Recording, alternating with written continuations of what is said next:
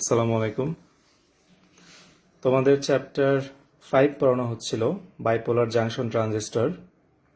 এই চ্যাপ্টারে আমরা এর আগের ক্লাসগুলোতে জেনেছি কমন ইমিটার, কমন বেস এবং কমন কালেক্টর সম্পর্কে, এবং আমরা এটাও জেনেছি যে কমন বেসের একটা গেইন ফ্যাক্টর আছে যেটাকে আমরা বলি আলফা।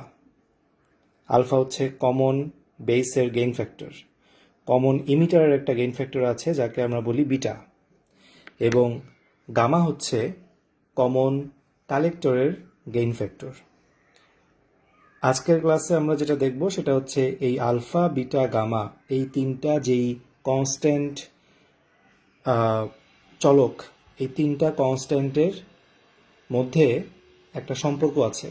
তিনটা গেইন ফ্যাক্টর একটার সাথে আরেকটা জড়িত, এদের মধ্যে একটা সম্পর্ক আছে, এবং এটা পরীক্ষায় অঙ্ক হিসেবে আসে, আবার প্রমাণ হিসেবেও আসে।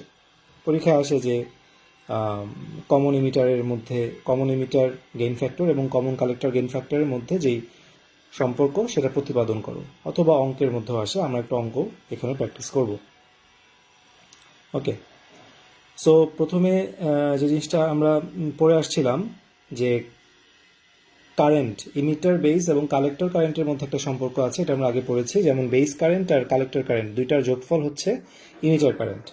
আবার গেইন ফ্যাক্টরের সম্পর্কটা আমরা পড়েছিলাম যে গেইন ফ্যাক্টরের সূত্র কি। যেমন কমন বেসের গেইন ফ্যাক্টর আলফা, এটার সূত্র হচ্ছে কালেক্টর কারেন্ট এবং ইমিটার কারেন্টের অনুপাত, এবং বিটা হচ্ছে কালেক্টর কারেন্ট এবং বেস কারেন্টের অনুপাত। এখন যদি আমি প্রথম যেই সূত্রটা, কারেন্টের যে সূত্র, সেই সূত্র থেকে যদি আমি আসি, তাহলে আমি দেখতে পাবো যে এই সমীকরণটাকে দেখো, এই যে উপরের সমীকরণটাকে, এই সমীকরণটাকে যদি আমি উভয় পক্ষে আইসি দিয়ে ভাগ করি, তাহলে আইই নিচে হবে আইসি, আইবি এর নিচে একটা আইসি হবে, এবং আইসি এর নিচে আইসি, মানে কাটাকাটি করে 1 হবে। সো এখান থেকে আমরা এটা লিখতে পারি, আইসি দিয়ে ভাগ করলাম। এরপরে যেটা হবে, দেখো আইই বাই আইসি, আইই বাই আইসি এর কোনো ভ্যালু কিন্তু এখানে দেয়া নাই, কিন্তু আইসি বাই আই এর ভ্যালু দেওয়া আছে। তার মানে কি, এটার উল্টা, এইটা এবং এইটা পরস্পর উল্টা। সো আমরা বলতে পারি যে আইই বাই আইসি হচ্ছে 1 বাই আলফা, কারণ আইসি বাই আইই মানে হচ্ছে আলফা, সুতরাং আইই বাই আইসি হবে 1 বাই আলফা। এটা তোমরা জানো, এটা একটা মানে ম্যাথমেটিক্সের একটা কমন ব্যাপার। ঠিক একইভাবে আমি আইসি বাই আইবি এটাকেও লিখতে পারি, আইবি বাই আইসি সমান 1 by beta, 1 by beta plus alpha লিখলাম। এবার এখান থেকে একটা বীজগাণিতিক ক্যালকুলেশন করে আলফার একটা মান বের করা যাবে এবং বিটার একটা মান বের করা যাবে। সো আলফার সাথে বিটার সম্পর্ক, আবার বিটার সাথে আলফার সম্পর্ক, এটা মুখস্থ করতে হবে এবং এটা জানতে হবে, সূত্র হিসেবে এটা ব্যবহার করব আমরা। এরপরে আবার যদি আসি যে gain factor of common collector amplifier gamma, gain factor of common collector amplifier gamma হচ্ছে ইমিটার কারেন্ট এবং বেস কারেন্টের অনুপাত। তাহলে আগের মতো আমরা কারেন্টের যে সূত্র, সেই সূত্রটা লিখলাম, এবং এখানে আমরা সূত্রটাকে ভাগ করব ইমিটার কারেন্ট দিয়ে। সো ইমিটার কারেন্ট দিয়ে যদি উভয়পক্ষে ভাগ করি, তাহলে এরকম একটা জিনিস পাওয়া যাবে। এরপরে বেস কারেন্ট এবং ইমিটার কারেন্টের অনুপাত 1 বাই গামা, ঠিক এটার মতো 1 বাই গামা, এবং আইসি বাই আই সমান হচ্ছে, এই যে আইসি বাই আই সমান হচ্ছে আলফা। সো এখানে আলফা লিখলাম। এরপরে আমরা গামার একটা ইকুয়েশন পেলাম, আলফার সাথে গামার একটা সম্পর্ক পেলাম। তার মানে আমরা আলফা, বিটা, গামা এদের মধ্যে পারস্পরিক যে সম্পর্ক, সেই সম্পর্কটা জানতে পারলাম, এবং সেটা এখানে আমি সূত্র আকারে লিখে দিচ্ছি। সো এইটা আমাদেরকে জানতে হবে, আলফার সাথে বিটার কি সম্পর্ক, বিটার সাথে গামার কি সম্পর্ক, গামার সাথে আলফার কি সম্পর্ক, তারপরে বিটার সাথে গামার কি সম্পর্ক। এই প্রত্যেকটা ব্যাপার একটার সাথে আরেকটা সম্পর্ক, এটা আমাদের মুখস্থ থাকতে হবে অঙ্কের জন্য। এবার একটা অঙ্ক দেখি, অঙ্কগুলো খুবই সহজ। আমি এখানে নিচে লিখছি যে বইয়ের সকল অঙ্ক প্র্যাকটিস করতে হবে অবশ্যই। আমি এখানে একটা অঙ্ক দেখাই দিচ্ছি, বাকি অঙ্কগুলো খুবই সহজ, ঠিক আছে? সবগুলো অঙ্ক একই সিস্টেম, একই নিয়ম, জাস্ট হাতে গোনা 2-1টা সূত্র আছে, ওই সূত্রগুলো দিয়ে অঙ্ক হয়ে যাবে। যেমন এই যেখানে একটা সূত্র লেখা আছে, এই সূত্র, এবং কারেন্টে যে সূত্রটা প্রথমে লিখলাম, এই সূত্র দিয়ে সব অঙ্ক হয়ে যাবে। এই অঙ্কটাতে বলা হয়েছে যে একটা ট্রানজিস্টরের বা অ্যাম্প্লিফায়ারের বেস কারেন্টের মান দেওয়া আছে 0.08 মিলি অ্যাম্পিয়ার, এবং ইমিটার কারেন্টের মান দেওয়া আছে 9.6 মিলি অ্যাম্পিয়ার। আলফা এবং বিটা কত এটা বের করতে হবে। তাহলে আমি যদি এখানে বিটা আইবি এবং আইই কারেন্ট যদি জানি, বেস কারেন্ট এবং ইমিটার কারেন্ট যদি জানি, তাহলে আমি কালেক্টর কারেন্ট বের করতে পারবো এই সূত্র দিয়ে। সেখান থেকে কালেক্টর কারেন্ট বের করে ফেললাম, 9.52 মিলি অ্যাম্পিয়ার হবে। ওকে, তাহলে আমি আইই, আইসি এবং আইবি জানি। তাহলে এখন খুব সহজে আমি আলফা বের করতে পারবো, কারণ আলফা মানে হচ্ছে আইসি বাই আই, ভাগ করবা বের হয়ে যাবে। তারপরে বিটা হচ্ছে আইসি বাই আইবি, সো ভাগ করবা, ভাগ করলে বিটা বের হয়ে যাবে, অঙ্ক শেষ। সুতরাং অঙ্কগুলো খুবই সহজ, অঙ্ক আসতে পারে, অথবা এরকম দিয়ে এটা দিয়ে বলবে প্রমাণ করো, এটা প্রমাণ করো, অথবা বলবে যে গামা সমান এটা প্রমাণ করো। তখন এভাবে ক্যালকুলেশনটা দেখায় প্রমাণ করতে হবে। তবে আমি এখানে জাস্ট বোঝার জন্য লিখছি, তোমরা তোমাদের বইতে যেভাবে আছে বাংলা কথা সহ লিখবা, বাংলা কথা সহ পুরোটা প্রমাণ করে লিখতে হবে। ওকে, এখন আমরা যেই টপিকটা দেখব, এই টপিকের মধ্যে অনেকগুলো প্রশ্ন আছে এবং সবগুলো আলাদা আলাদা করে পরীক্ষায় আসে, খুবই ইম্পর্টেন্ট। প্রশ্নটা হচ্ছে এরকম যে কমন ইমিটার অ্যাম্প্লিফায়ার, এইটার যে সার্কিট, সেই সার্কিটের ব্যাখ্যাটা কীরকম, সার্কিট কীভাবে কাজ করে, এবং কমন ইমিটার অ্যাম্প্লিফায়ারের যে ইনপুট এবং আউটপুট দুই প্রান্তের গ্রাফটা কীরকম, মানে বৈশিষ্ট্য কেমন। তারপরে আসে কমন বেস অ্যাম্প্লিফায়ারের সার্কিট এবং ইনপুট এবং আউটপুটের বৈশিষ্ট্য আসে। তারপরে কমন কালেক্টরের সার্কিট এবং ইনপুট আউটপুটের যে বৈশিষ্ট্য সেটা কেমন, এটার ব্যাখ্যাটা পরীক্ষা আসে। খুব সুন্দর করে তোমাদের বইয়ে প্রত্যেকটা জিনিস ব্যাখ্যা করা আছে খুবই সুন্দরভাবে। আমি এজন্য বেশি কিছু এখানে লিখি নাই, শুধু সার্কিট আঁকছি এবং গ্রাফগুলো একে দেখাচ্ছি। সো তোমরা তোমাদের নিজ দায়িত্বে পুরো জিনিসটা বই থেকে পড়ে নিবা। আমি এখানে জাস্ট সার্কিটের মাধ্যমে জিনিসটা বুঝাই দিচ্ছি। প্রথমে আসো common emitter amplifier. So common emitter অ্যাম্প্লিফায়ারের সার্কিট এখানে আঁকলাম। সার্কিটের মধ্যে কি আছে একটু দেখি। একটা কমন ইমিটার ট্রানজিস্টর আছে এবং দেখতে পাচ্ছি ইনপুট আছে, আউটপুট আছে। তো ইনপুটে আমরা একটা সিগন্যাল দিব, আউটপুটে একটা সিগন্যাল পাবো। ইনপুট এবং আউটপুট এই জিনিসটা যখন আমরা প্র্যাকটিক্যালি করি, তখন আসলে আউটপুটের সাথে আমরা একটা অসিলোস্কোপ লাগাই, ইনপুটের সাথেও সেই অসিলোস্কোপটা কানেক্ট করি এবং আমরা দেখি যে ইনপুটের গ্রাফটা কীরকম, আউটপুটের গ্রাফটা কীরকম। এখানে একটা ভোল্টেজ সোর্স দেয়া আছে ভিবিবি, ঠিক আছে। এটা হচ্ছে ব্যাটারি বলতে পারি আমরা, এটাকে ব্যাটারি ভোল্টেজ। এই যে ডিসি সোর্স, এই ডিসি সোর্সটাকে আমরা বায়াস ভোল্টেজ বলি, কারণ হচ্ছে এটা সবসময় ফরওয়ার্ড বায়াসে কাজ করতে সাহায্য করে। আমাদের ইমিটার এবং বেস, এটা তো কমন ইমিটার, সো ইমিটার এবং বেস এই অংশটুকুকে মানে ভিবিই, এই অংশটুকুকে ফরওয়ার্ড বায়াসে কাজ করার জন্য এই ভিবিবি এই ভোল্টেজটা আমাদেরকে সাহায্য করবে। এখন আমরা একটু যদি গ্রাফের মধ্যে যাই, তাহলে দেখব যে যখন ইনপুট সিগন্যাল দিচ্ছি পজিটিভ হাফ সাইকেল, বরাবরের মতো আমরা সবসময় এসি সিগন্যালের পজিটিভ হাফ সাইকেল নেই এবং নেগেটিভ হাফ সাইকেল নেই। পজিটিভ হাফ সাইকেল যখন আমরা নিব, তখন যেহেতু ফরওয়ার্ড বায়াস, আগেই বলছি যে ফরওয়ার্ড বায়াসে এটাকে কাজ করতে সাহায্য করে, সুতরাং পজিটিভ হাফ সাইকেলের জন্য ইমিটার এবং বেস, এই যে ভিবিই, এই অংশের বায়াসিংটা বৃদ্ধি পাবে, বায়াসিংটা বাড়ে। বায়াসিং যেহেতু বাড়ে, এই কারণে এই যে ইমিটার আছে, এই ইমিটার প্রান্ত থেকে বেশি পরিমাণে ইলেকট্রন কালেক্টর বেসের মধ্য দিয়ে প্রবেশ করবে। সো কালেক্টর এবং বেস, এই যে ইমিটার কারেন্ট দেখতে পাচ্ছ, ইমিটার কারেন্টটা নিচের দিকে যাচ্ছে, তার মানে ইলেকট্রন যাচ্ছে উপরের দিকে। সো অনেক বেশি পরিমাণ ইলেকট্রন উপরের দিকে উঠে বেস এবং কালেক্টরের দিকে যায়। এখন যখন ইলেকট্রনগুলো বেস এবং কালেক্টরের দিকে যাবে, তখন বেশি পরিমাণ ইলেকট্রন যাওয়া মানে কি, কারেন্টের মান বৃদ্ধি পাওয়া। সুতরাং এই যে আইসি কালেক্টর কারেন্ট, এই কালেক্টর কারেন্টের মানটা আস্তে আস্তে বাড়তে থাকে এবং এটা গ্রাফে দেখানো আছে। এখানে দেখো নিচের যে আউটপুট, সেই আউটপুটে দেখো এই আস্তে আস্তে করে কালেক্টর কারেন্টের মানটা বাড়তেছে 1 mA 2 mA 3 mA 4 mA। So collector কারেন্টের মানটা আস্তে আস্তে কিন্তু বাড়তেছে। আর বেস কারেন্টের মানটা স্থির থাকে, একটা পর্যায়ে স্থির থাকে, তারপরে নির্দিষ্ট সময় পর আবার বাড়ে।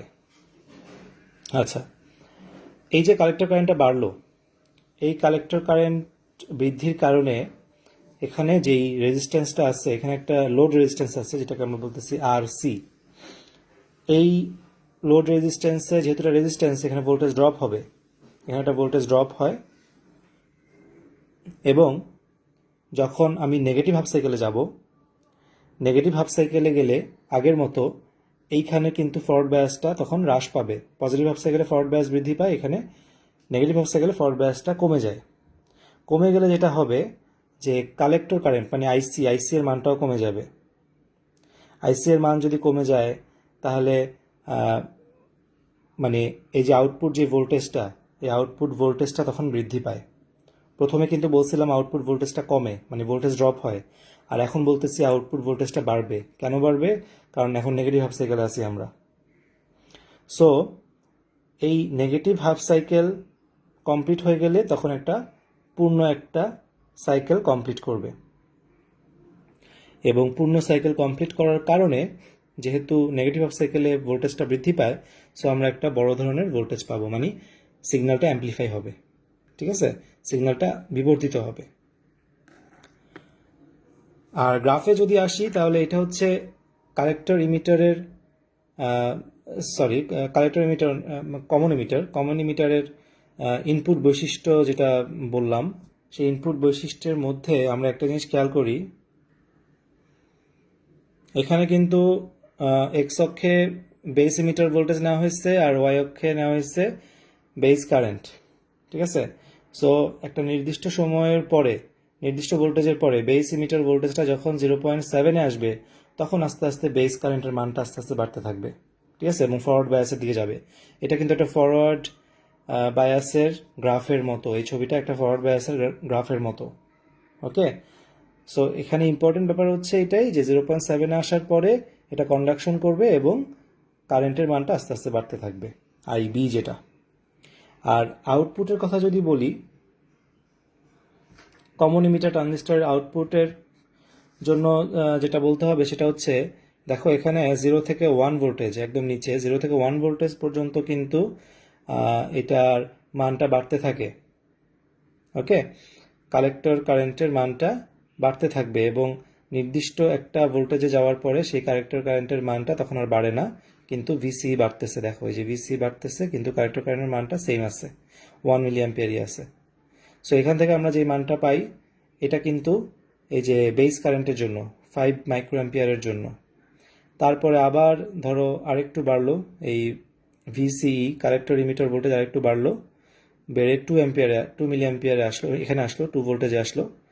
2 ভোল্টেজে আসার পরে কালেক্টর কারেন্টটাও 2 মিলিঅ্যাম্পিয়ারে আসলো, কিন্তু এরপরে কালেক্টর কারেন্ট আর বাড়বে না, তখন আবার কি হবে, এই 10 মাইক্রোঅ্যাম্পিয়ারের জন্য এটা এরকমই থাকবে। 15 মাইক্রোঅ্যাম্পিয়ারের জন্য আবার ভিসিটা একটু বাড়বে, বেড়ে 3-তে আসবে এবং কালেক্টর কারেন্টও 3 মিলিঅ্যাম্পিয়ার হবে এবং সেটা স্থির থাকবে। সো এই হচ্ছে আসলে আউটপুট ভোল্টেজ। এবং আরেকটা জিনিস এখানে মনে রাখতে হবে, নি ভোল্টেজ বলে একটা শব্দ আছে, তোমাদের বইতে দেখবা নি ভোল্টেজ।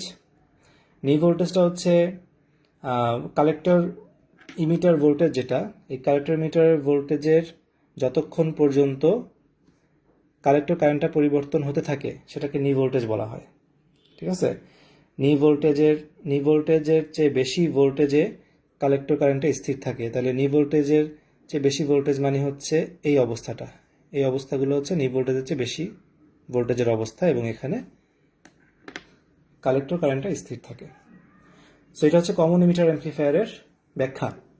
ঠিক একইভাবে কমন বেস অ্যাম্পলিফায়ারটা আমি ছবি আঁকছি এখানে। এখানে ইমিটার বেস ভোল্টেজ নিব এক্স অক্ষে, ওয়াই অক্ষে নিব ইমিটার কারেন্ট। সো এখানেও কিন্তু আমরা দেখতে পাই যে নির্দিষ্ট একটা সময়ের পরে, নির্দিষ্ট একটা ভোল্টেজের পরে, খুবই সামান্য একটা ভোল্টেজ, সেই ভোল্টেজের পরে মানে 0 পার হয়ে গেলে, 0 পার হয়ে যাওয়ার পর থেকেই এই কালেক্টর কারেন্ট ইমিটার কারেন্টের মানটা আস্তে আস্তে বাড়তে থাকে। ঠিক আছে, আর এটার আউটপুট আউটপুট বৈশিষ্ট্যটা অনেকটা কালেক্টর ইমিটারের মতো, কিন্তু এখানে কালেক্টর বেস ভোল্টেজটা খুব বেশি হওয়া প্রয়োজন নাই। অল্প একটু ভোল্টেজেই কালেক্টর কারেন্টের মানটা বাড়ে এবং অল্প একটু বাড়ার পরে সেটা স্থির হয়ে যায়। সুতরাং নির্দিষ্ট আই এর মান নির্দিষ্ট যখন হয় তখন কালেক্টর বেস ভোল্টেজ এবং কালেক্টর কারেন্টের মানের খুব একটা পরিবর্তন হয় না। এই জিনিসগুলো সুন্দর করে লেখা আছে বইতে, তোমরা বই থেকে পুরো জিনিসটা ব্যাখ্যা করে পড়বা।